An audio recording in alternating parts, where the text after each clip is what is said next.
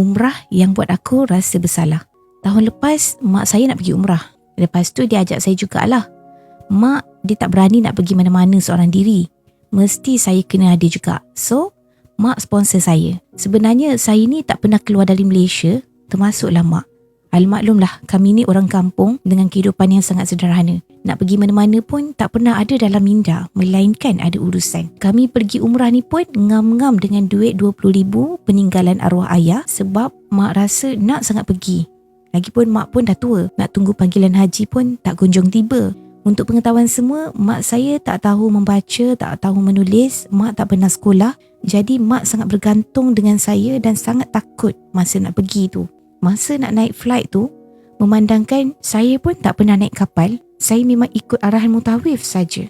Tak tahulah kenapa orang lain semua dapat seat dekat-dekat dengan keluarga, tapi saya dengan mak dapat jauh-jauh. Cuma masih dalam zon yang sama. Masa tu jemaah-jemaah lain pun kami tak kenal sangat. Saya ada bagi tahu mutawif, tapi dia kata cubalah minta tukar dengan siapa-siapa kan. Mak masa tu sangat-sangat cuak dah. Sebab kapal Arab. Kalau kapal Malaysia Airlines boleh lagi cakap bahasa Melayu kan. Mujur kebetulan ada jemaah yang willing nak tukar seat walaupun bukan row yang sama, tapi mak dapat seat sebelah saya yang bahagian tengah tu. Okeylah, settle bab tu. Legalah sikit saya. Masa kru kapal tanya pasal makanan, mak memang kena tanya saya, itu makanan apa? Masa tu saya terfikirlah, nasib baik mak dapat tukar seat. Kalau tak, macam mana dia nak pilih dia nak makan apa? Mak pula jenis yang slow sikit, nak faham apa yang orang cakap. Kalau orang tak ada kesabaran, pasti hilang sabar kalau nak explain satu-satu perkara dekat mak. Dah tu, kru kapal pula macam garang-garang.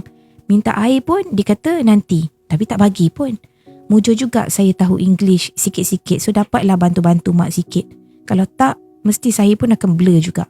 Sampai sana, mak mungkin tak dapat sesuaikan diri dengan suhu, so dia kena sesema dan batuk. Kesian sangat dekat mak, dia tak dapat tidur sangat pun.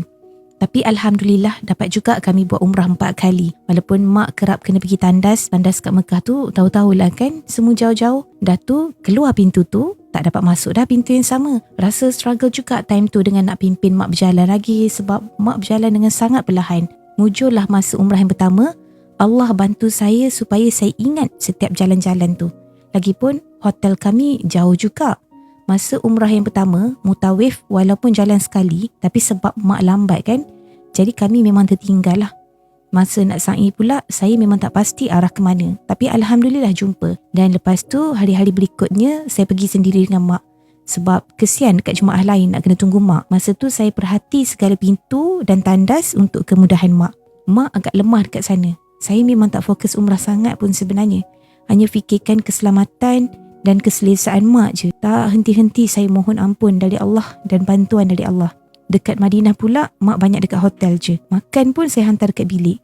Dia jadi sangat tak larat sebab sesama dah batuk tu. 2 kali kami pergi klinik, tapi tak baik-baik juga. Mujur Allah bagi saya kekuatan dan kesihatan. So saya je lah yang pergi beli barang-barang keperluan semua tu seorang diri. Saya pula mujur mudah hafal jalan kat sana dikala orang lain ada yang sesat. Segala puji bagi Allah. Hari nak balik tu, kami naik kapal Arab lagi. Kali ni tak tahu kenapa kami dapat zon yang tak sama. Saya kena masuk dulu. Lepas tu mak, saya agak panik masa tu. Lepas tu mutawif pula asyik panggil-panggil. Zon saya suruh masuk cepat. Masa tu saya pergilah tanya satu-satu jemaah yang sama zon dengan mak kan, nak minta tolong diorang uruskan mak. Mujurlah ada jemaah tu kata tak apa, nanti ditolong. Masa tu saya pula period tiba-tiba dengan sangat banyak sebab dekat sana saya makan ubat untuk stop period. Hari nak balik tu saya lupa makan. Tak sangka pula dekat airport tu tiba-tiba period. Rasa nak pitam pun ada time tu sebab perut rasa sakit sangat. Tapi hati saya lagi bimbangkan mak. Mak nampak agak takut tanpa saya. Saya kata jangan takut, ikut kakak tu je. Berulang kali saya remind kakak tu dan rasa bersalah sangat sebab terpaksa menyusahkan orang.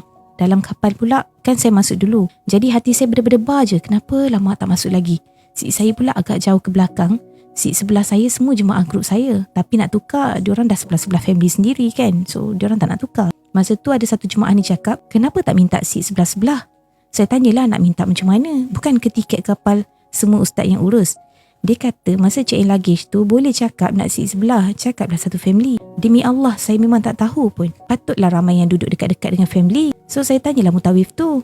Dia tanya saya balik, lah tak tahu ke? Kenapa tak cakap masa bagi beg tu? Memang saya tak tahu.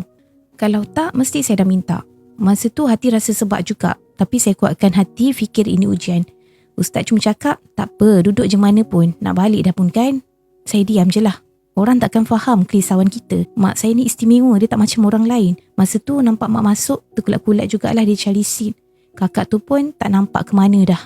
Saya terus pergi ke arah mak dikala jemaah lain sedang masuk kapal. Memang agak kelam kabut juga. Sebab saya berjalan lalu bertentangan nak pergi dekat mak. Tapi tak adalah saya halang orang. Just berhenti-berhenti macam tu lah. Kru ada datang tanya dan suruh saya duduk. Saya cakap saya nak pergi dekat mak. Masa tu otak saya hanya fikir mak je. Tapi lepas tu ada orang tunjuk seat dekat mak kot. Saya nampak mak dah duduk dah. Tapi sebelah semua lelaki. Jemaah tu pun macam tak selesa. Saya cuba-cuba tanya untuk tukar seat. Saya cakap kalau nak apa-apa pusing je belakang. Sebab mata saya memang hanya perhatikan mak je. Mak masa tu sesama teruk. Hingus dia asyik meleleh je. Tisu kami semua dah habis dah. Mak tanya tisu. Entah macam mana time tu saya pergi masuk toilet. Saya ambil tisu banyak-banyak. Air mata ni tumpah jugalah. 1, 2 sebab sedih tak tahu kenapa. Mak pun kalau batuk tak boleh berhenti. Sampai termuntah-muntah. Saya tak mampu nak tengok mak dalam keadaan macam tu. Saya berdoa minta mak sihat. Tak pun tukarlah sakit tu pada saya. Sampai tak boleh nak fikir apa dah.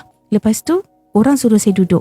Mak pun lepas tu tukar tempat lagi ke depan. Sebab jemaah lelaki tu tak selesa duduk dengan mak. Diorang atur seat lain. Saya pesan dekat mak, nanti bab makanan tu nanti kalau tak faham tanya orang sebelah. Tak apa, orang akan bantu. Saya kata jangan takut. Walaupun mak nampak sangat takut, saya pesan juga dekat orang sebelah. Yang sebelah-sebelah mak, semua grup dari company lain. Mak tak kenal. So dia macam kurang selesa lah kan nak bertanya apa-apa. Saya pesan dekat mak kalau nak pergi tandas, datang dekat saya. Sebab tandas depan saya je. Saya tunjuk seat saya semua kan. Tandas dalam kapal tu, lock pintu baru lampu menyala. Dah lama lepas tu, mak pusing tengok saya. Sepanjang dalam kapal, saya hanya perhati je mak. Lepas tu saya tanyalah dekat mak, nak pergi tandas ke? Dia kata, ya. Saya pesan dah, kena lock pintu. Entahlah mak buat macam mana. Saya tengok kenapa lampu luar tak menyala pun. Maksudnya dalam pun gelap lah. Hati saya gelisah lagi. Mak keluar, dia kata tak ada lampu. Saya ajar dia, kata pintu tu kena tekan. Yelah, pintu kapal tu jenis lipat. Macam mana entah. Tapi agak susah jugalah nak tutup. Tapi mak dah tak nak pergi dah. Masa kru hantar makanan pula, saya tak tahulah mak cakap apa. Adalah nampak dia makan. Lepas tu saya pergi tanya mak. Mak kata orang tu bagi, mak makan je lah. Mungkin orang tu tengok mak tak tahu jawab kan. Tapi mak kata adalah bagi tahu orang sebelah minta kru bagi susu. Tapi kru tak bagi pun. Orang sebelah ada minta tapi kru kapal Arab ni macam tak nak layan je. Lepas tu kami pun selamat sampai Malaysia. Tapi setiap kali tengok muka mak sampai sekarang, saya selalu rasa bersalah. Saya rasa saya tak jaga mak dengan baik. Kadang tu saya menangis terkenang segala kesusahan mak dekat sana. Mak saya walaupun kurang banyak benda dari orang lain, tapi sejak kecil dia jaga saya dengan baik. Tapi saya tak mampu nak jaga dia macam dia jaga saya. Merasa sedih sangat. Sebelum pergi umrah, orang pesan banyak kali jaga mak baik-baik. Tapi itulah, walaupun peristiwa tu nothing untuk orang lain, tapi untuk saya sangat meninggalkan kesan. Moga-moga Allah terima ibadah kami dan ampunkan segala dosa dan kekurangan saya. And bukan nama sebenar. Kadang-kadang kita nampak benda ni kecil. Sebab itulah saya selalu berpesan kepada siapa yang nak menghantar ibu bapa yang dah uzur ataupun ibu bapa yang tak biasa keluar dari Malaysia ni untuk pergi umrah berseorangan, sila fikirkan semula. Sekurang-kurangnya biarlah ibu bapa kita tu pergi berteman. Jangan biarkan mereka pergi seorang. Kadang-kadang kita harapkan tak apalah kakak dia ada tu. Tak apalah adik-beradik ipar dua dia ada sekali kan. No, takkan sama dengan kita yang menjaga sendiri mak kita. Even kita sendiri pergi pun, tengok jadi macam Annie pun turut diuji dengan kesukaran untuk menguruskan mak dia di sana. InsyaAllah kalau siapa-siapa yang berhajat untuk pergi dengan saya hujung tahun ini, korang kalau ada masalah macam ni, masalah yang tak biasa naik kapal terbang, masalah untuk berkomunikasi di luar, bagi tahu. Jangan duduk diam. Walaupun saya bukan mutawif, mungkin bakal mutawifah InsyaAllah. Saya ikut Hafiz Travel lagi pada 30 Oktober sampai 10 November tahun ini Dan hotel yang saya pilih tu InsyaAllah mesra warga emas lah. Saya pilih hotel yang dekat-dekat Mekah, which is sama ada di Menara Safwah ataupun di Clock Tower lah.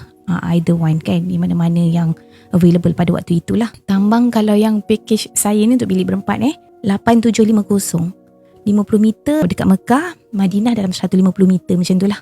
Kita pergi 12 hari 10 malam saja. Full buat makan, saya pilih yang 2 kali Jumaat. Jumaat dekat Mekah, Jumaat kat Madinah.